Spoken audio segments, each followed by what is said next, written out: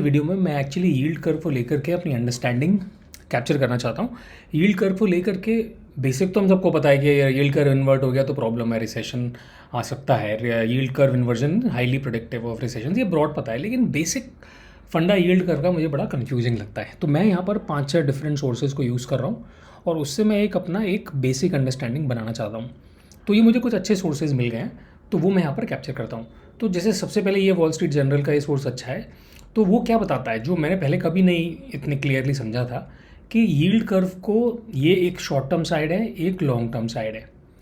तो दो अलग अलग पार्टीज़ शॉर्ट टर्म और लॉन्ग टर्म साइड को इन्फ्लुएंस करती हैं। शॉर्ट टर्म साइड को इन्फ्लुएंस करता है फेड। तो जो फेड अपने इंटरेस्ट रेट्स जो घटाता बढ़ाता है, फेड फंड्स रेट, वो basically short term interest rates होते हैं। तो उससे जैसे वो बढ़ाएगा इंटरेस्ट रेट तो ये वाली साइड ऊपर चली जाएगी, वो घटाएगा तो ये वाली साइड नीचे आ जाएगी। तो ये तो हो गई शॉर्ट टर्म वाली साइड।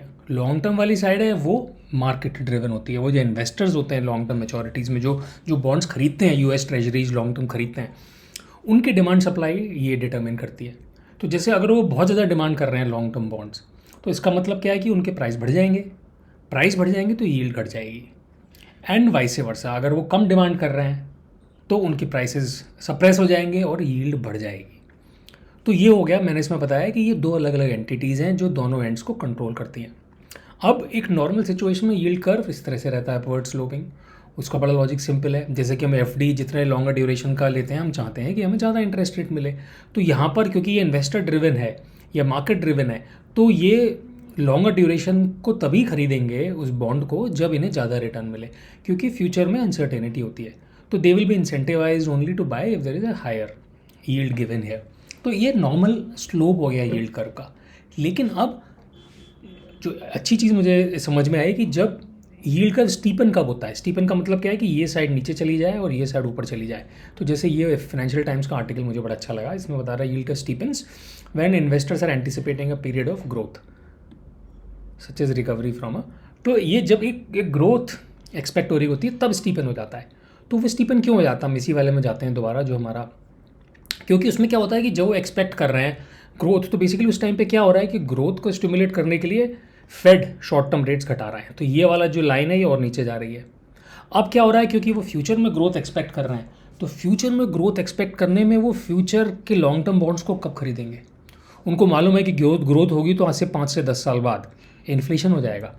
ग्रोथ होने पे इन्फ्लेशन हो जाता है। तो जब इन्फ्लेशन हो जाता है तो उनका जो कूपन, फिक्स कूपन उन्हें मिलने वाला है, उसकी जो रियल वैल्यू रह जाएगी फ्यूचर में, जो 10 साल बाद पैसे मिलेंगे, वो कम होंगे, क्योंकि इन्फ्लेशन बहुत ज़्यादा बढ़ जाएगा।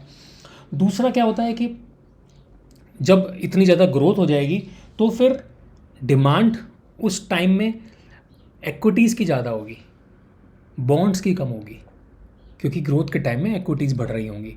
तो वो फ्यूचर वाले बॉन्ड को तभी ही खरीदेंगे, क्योंकि उन्हें मालूम है एक तो कि इन्फ्लेशन बढ़ने की वजह से उनको यील्ड वैसे ही कम हो जाएगी और इक्विटी की तरफ ज़्यादा डिमांड चली जाएगी। तो डिमांड लॉन्ग टर्म बॉन्ड्स की कम हो जाएगी। तो लॉन्ग टर्म बॉन्ड्स की डिमांड कम हो जाएगी तो प्राइसेस कम हो जाएंगे, लोग नहीं चाहेंगे। तो लोग तभी अट्रैक्टेड होंगे लॉन्ग टर्म बॉन्ड्स को खरीदने के लिए जब उनको ज़्यादा, नॉर्मल से ज़्यादा यील्ड दी जा रही हो। तो इस साइड से वो बढ़ जाएगा। तो हमने क्या बोला कि अगर ग्रोथ की एक्सपेक्टेशन है तो फेड यहाँ से रेट्स घटा रहा है, तभी वो ग्रोथ कॉज कर रहा है, और वो रेट्स घटा रहा है तो ये नीचे आ गया ग्रोथ लाने के लिए। और क्योंकि फिर ग्रोथ की एक्सपेक्टेशन बिल्डअप हो गई, तो ग्रोथ की एक्सपेक्टेशन जब बिल्डअप हो गई तो उन्हें मालूम है कि इक्विटीज़ में फ़ायदा होगा, इन्फ्लेशन बढ़ जाएगा, तो बॉन्ड्स में फ़ायदा नहीं होगा। तो वो बॉन्ड्स तभी खरीदेंगे जब यील्ड ज़्यादा हो। तो ये कर्व और स्टीपन हो जाएगा जब ग्रोथ एक्सपेक्ट की जा रही है। हम उल्टा लॉजिक लगा सकते हैं कि जब रिसेशन एक्सपेक्ट किया जा रहा है, तो जो रिसेशन एक्सपेक्ट किया जा रहा है तो गवर्नमेंट क्या करती है रिसेशन से, रिसेशन तब एक्सपेक्ट किया जा रहा है कि और यार रिसेशन स्टार्ट कैसे होता है कि जब इकोनॉमी ऑलरेडी ओवर हीटेड हो चुकी है, ऑलरेडी हाई ग्रोथ चल रही है, इन्फ्लेशन ज़्यादा चल रहा है जैसा कि इस समय, तो फेड स्टार्ट करता है interest rate, short term interest rate बढ़ाने से। तो ये जो पार्ट है ये शॉर्ट टर्म इंटरेस्ट रेट बढ़ गया, तो ऑलरेडी थोड़ा सा फ्लैटनिंग साइड में आ गया। अब उस एक्शन के बेसिस पे फ्यूचरिस्टिक जो लॉन्ग टर्म के क्या एक्सपेक्टेशंस होंगे और लॉन्ग टर्म जो यहाँ पर इन्वेस्टर्स हैं वो किस तरह से बिहेव करेंगे, वो कब खरीदेंगे लॉन्ग टर्म बॉन्ड्स। उनको मालूम है कि सरकार ने इंटरेस्ट रेट्स बढ़ाने चालू कर दिए हैं। इंटरेस्ट रेट्स बढ़ाने से इक्विटी नीचे गिरेंगी, इक्विटी नीचे गिरेंगी तो फ्लाइट टू सेफ्टी, या फिर उन्हें लगेगा कि अपना पैसा उन्हें बचाना है, तो वो पैसा कहाँ पर उनका बचेगा, वो पैसा उनका बचेगा लॉन्ग टर्म बॉन्ड्स में। इक्विटी से ज़्यादा सॉफ्ट होते हैं, सेफ होते हैं लॉन्ग टर्म बॉन्ड्स। तो लॉन्ग टर्म बॉन्ड्स की डिमांड उनकी बढ़ जाएगी। लॉन्ग टर्म बॉन्ड्स की डिमांड बढ़ जाएगी तो लॉन्ग टर्म बॉन्ड के प्राइसेस बढ़ जाएंगे। प्राइसेस बढ़ जाएंगे तो उनकी यील्ड घट जाएगी। यानी कि वो लोग उनके लिए इतने अट्रैक्टिव हो गए हैं लॉन्ग टर्म बॉन्ड्स कि वो लोअर रेट में भी खरीदने को तैयार हैं।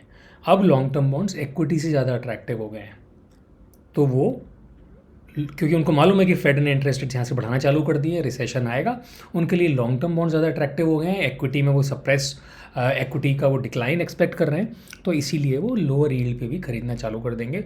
तो इस वजह से यील्ड कर्व ये साइड हो सकता है ऊपर चली जाए और ये साइड फ्लैट रहे, या फिर ये साइड नीचे चली जाए। तो जब ये नीचे चली जाएगी तो उसको बोलेंगे इन्वर्टेड यील्ड कर्व। ये तो हो गया बेसिक। अब मैं इसमें जो मुझे समझ में आया वो एक चीज़ बताना चाहता हूँ कि एक्चुअली इन्वर्टेड यील्ड कर्व का जो हुआ बना रखा है कि इट्स प्रेडिक्टिव ऑफ रिसेशंस। तो मैं पहले एक बार बताना चाहता हूँ कि यहाँ पर एक वीडियो मैंने देखा था कि वो ये है बेसिकली कि जहाँ जहाँ पर इन्वर्टेड, ये वेबसाइट अच्छी लगती है मुझे, जहाँ पर भी इन्वर्जन जो है, इन्वर्जन्स ये हैं बेसिकली जब ये नीचे जा रहा है, क्योंकि ये जो डिफरेंस है ये between 10 year and -2 year treasury है, तो ये जब नेगेटिव जा रहा है तो ये इसका मतलब 10 ईयर की जो यील्ड है वो कम है 2 साल से। तो जब भी ये नीचे गया, यहाँ पर भी ये नीचे गया और ये रिसेशन आया, ये नीचे गया, ये रिसेशन आया, नीचे गया, रिसेशन आया, रेड पीरियड रिसेशन है, नीचे गया, रिसेशन आया, यहाँ पर ये नीचे गया लेकिन ये रिसेशन थोड़ा सा आया और अब ये इतना ज़्यादा नीचे चला गया है। सबसे ज़्यादा इन्वर्टेड है। ये लोग बोल रहे हैं कि जब ये 19 क्या है, ये 1960s है शायद, 1960s के बाद इतना इन्वर्जन ना हो। तो बेसिकली वो क्या बोलते हैं कि yield curve inversion is predictive of recessions. हालांकि एक बड़ा इंटरेस्टिंग पेपर मुझे मिला जिसमें ये बताया गया है कि कोई ज़रूरी नहीं है, इसमें बड़ा एक अच्छा सा बताया गया था कि कोई ज़रूरी नहीं है कि यील्ड कर्व इन्वर्ट अगर हो रहा हो तो रिसेशन आए, ये बताया गया है। और बड़ा अच्छा सा इसमें जोक भी दिया गया है कि running joke on wall street is that yield curve inversion predicted 9 out of last 7 recessions. यानी कि ज़रूरी नहीं है यील्ड कर्व इन्वर्ट हो रहा हो तो रिसेशन हो। इसके लिए मैंने ये वाला एक वीडियो निकाला था, ये वाला कि 1998 में यील्ड कर्व इन्वर्ट हुआ था ब्रीफली, लेकिन रिसेशन नहीं आया। क्यों नहीं आया, तो हम इसी वाले चार्ट में जा कर के देखते हैं। 1998 के आसपास ये है वो टाइम, राइट, ये वो टाइम है 1998 का, और रिसेशन नहीं आया। रिसेशन यहाँ पर आया, इधर नहीं आया। क्यों नहीं आया? सिंपली बिकॉज गवर्नमेंट को डर लगने लगा और गवर्नमेंट ने इंटरेस्ट रेट्स नीचे घटा दिए। तो अब अगर हम इस वाले पे जाएं, अगर गवर्नमेंट ने इंटरेस्ट रेट्स बढ़ाना चालू किए हैं रिसेशन लाने के लिए और रिसेशन की टेंशन चालू हो गई, एक्सपेक्टेशन बिल्डअप होना चालू हो गई और यील्ड कर्व अगर इन्वर्ट भी हो गया उस वजह से, एक्सपेक्टेशन की वजह से, लेकिन सरकार फिर दोबारा से इसको नीचे ला सकती है जैसा 98 में किया, तो सरकार इसको नीचे ले आएगी तो फिर रिसेशन अवर्ट हो जाएगा। अब इस चीज़ से हमें क्या पता चल रहा है, हम डॉट्स को जोड़ के देखते हैं। एक तो हमने ये बात करी कि यील्ड कर्व इन्वर्जन से मतलब ज़रूरी नहीं है कि रिसेशन आए। 9 में से 7 बार आया है लेकिन 2 बार नहीं आया। क्यों नहीं आया? एक बार मैंने बताया, दूसरी बार का मैंने भी स्टडी नहीं किया। 1960s में भी ऐसा हुआ है कभी, लेकिन 98 की बात करें जो ज़्यादा रिसेंट है, तो क्यों नहीं आया रिसेशन? क्योंकि सरकार ने जैसे यील्ड कर्व इन्वर्ट हुआ, ये बढ़ाने की वजह से और ये घटने की वजह से, जैसे यील्ड कर्व इन्वर्ट हुआ सरकार ने इंटरेस्ट रेट्स वापस से नीचे गिरा दिए, तो रिसेशन नहीं आया। इससे क्या पता चलता है? बड़ा सिंपल पता चलता है इससे कि ये चीज़ है जो रिसेशन को ड्राइव कर रही है। ये तो खाली मार्केट की एक्सपेक्टेशन है, और मार्केट इंटेलिजेंट नहीं होता, मार्केट तो खाली बस उनकी एक्सपेक्टेशन है। ऑल्दो हम बोल सकते हैं कि एक्सपेक्टेशन से भी थोड़ा सेंटीमेंट ड्राइव होता है, बट सेंटीमेंट थोड़ा बहुत स्टॉक्स में ड्राइव हो सकता है कुछ टाइम के लिए, बट फंडामेंटल्स कैचअप कर जाते हैं। और फंडामेंटल साइड ये है, यानी कि जब जब सरकार इंटरेस्ट रेट्स बढ़ा रही है तब तब रिसेशन आ रहा है, जब तक इंटरेस्ट रेट्स घटा रही है तब तक एक बूम या बबल बिल्डअप हो रहा है।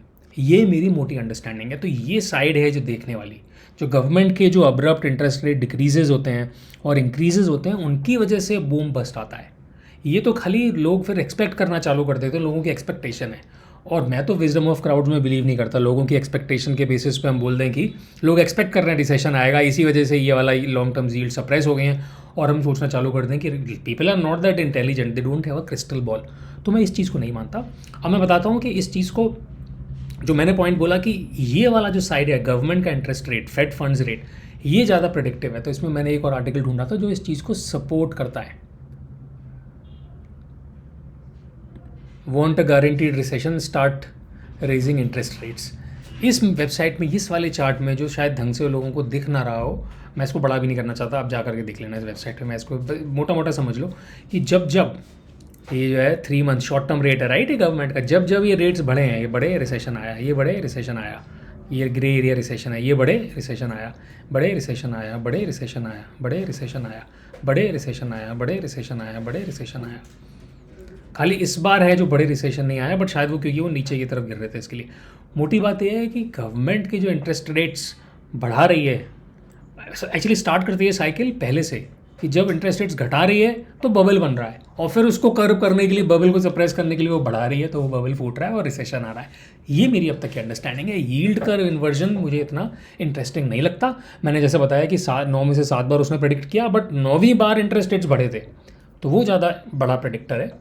दूसरी बात, ये गोल्डमैन सैक्स का भी एक आर्टिकल है जो ये बता रहा है कि yield curve may not signal US recession. इनका कुछ अलग रीज़न है, वो जो यहाँ पर दे रहे हैं मुझे पूरी तरह से समझ में नहीं आया।